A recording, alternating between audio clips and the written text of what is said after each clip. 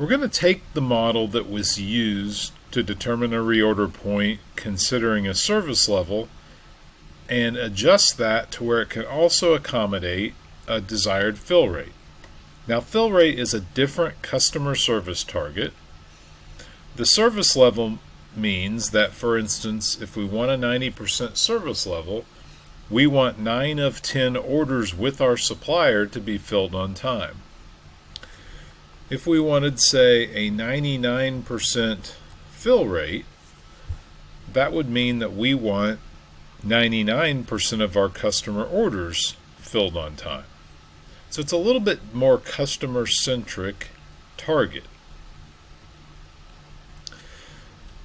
So we put in here the desired fill rate, and we can change that and have different desired fill rates if we want. And right now, we've still got in here the economic order quantity and the reorder point. We'll change those. So for right now, we'll just put some arbitrary starting values in, say 500 and 300. Solver will change those eventually.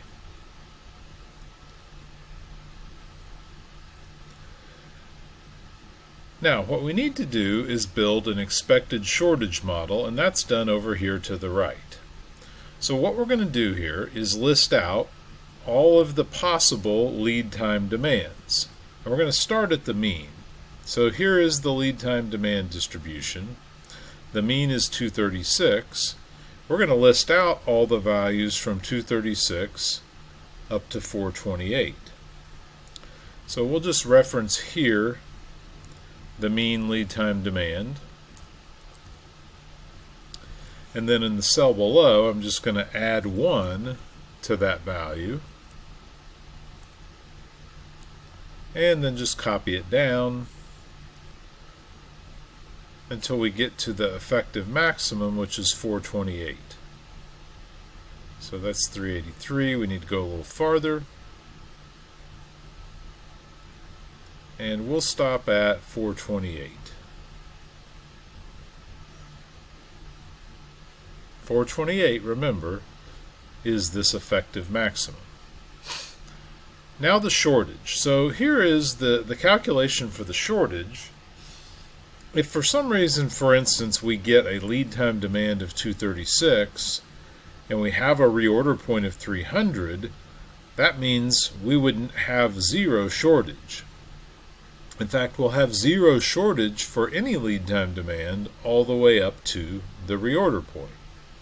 So what we can do here to accommodate that is to use a max function, and we'll make this the max of 0 or the lead time demand minus the reorder point. And I'm going to put dollar signs on the cell for the reorder point so that the reorder point is always referenced from that cell. So if the right hand side of this formula is negative, which it would be with these values, then the formula will just choose 0. Now we'll copy that all the way down, and what we see is once we get up to the reorder point, which right now is 300 in this model, the shortage is 0. But as soon as we get a lead time demand greater than the reorder point, we start to have positive shortages. Now in this cell we have the probability. The formula is already entered, but this probability represents the possibility that we actually have a lead time demand of 236. And this probability is reviewed in the textbook.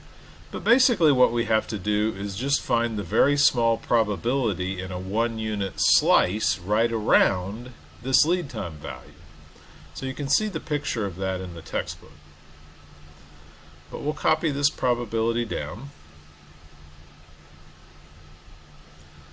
And so now what we need to do is calculate the expected value of the shortage. So the expected value just takes each possible shortage value, multiplies it by its probability, and then we sum the results. This is called a sum product.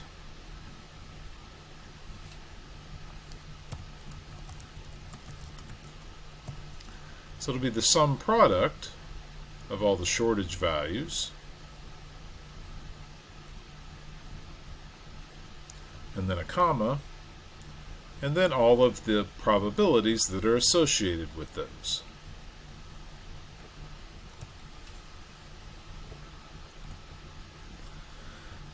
So on average, in each order cycle, or for each order with a supplier, we are short 5 units. And so that's going to contribute to our fill rate. So let's see how the fill rate is calculated.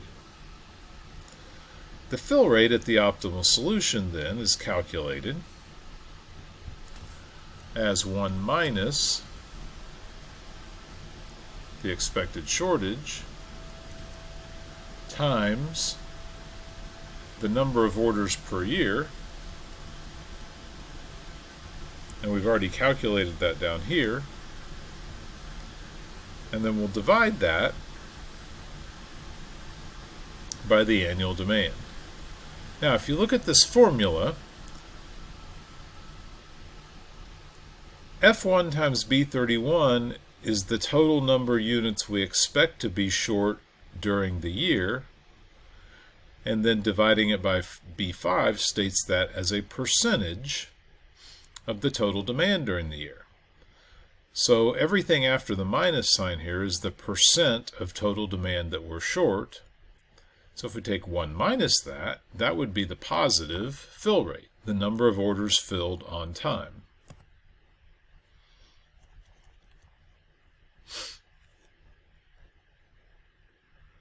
And so it's 98.97, but that's with this combination of order quantity reorder point we have now.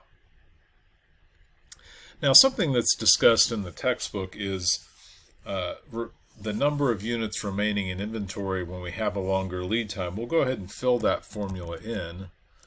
It's something called the mod function with the reorder point and the order quantity. As long as the reorder point is less than the order quantity, this is just going to be the same as the reorder point. There's more explanation in the textbook about a different case for that value. Now, we've still got all the costs down here associated with the safety stock, the average inventory, and then the ordering cost, and the total inventory cost are still calculated.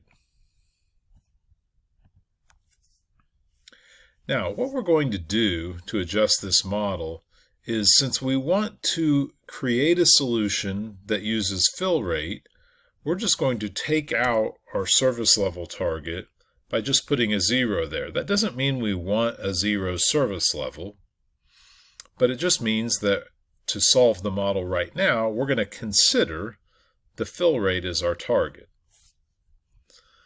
And so let's adjust solver. Now, this model is already set up to consider the service level, but fortunately we don't have to take that constraint out. We just set the desired service level to 0, so that'll always be met. What we will add is a constraint that the fill rate at the optimal solution is greater than or equal to the desired fill rate, which is our target. We're going to add 2 other constraints in here that sometimes can just help solver find a solution more easily. So let's click Add. We're going to make sure that the reorder point is always greater than or equal to the mean lead time demand. And then the reorder point is always less than or equal to the effective maximum of lead time demand. That actually just cuts down the area solver has to use to look for a solution. And so we should be ready to solve this model.